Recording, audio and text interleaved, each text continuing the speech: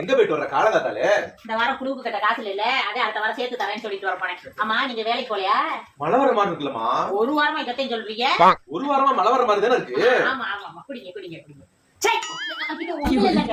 நான் சொன்னேன், எப்ப பாரு திங்கா தூக்கமாவே நாளை காசி பிடிச்சு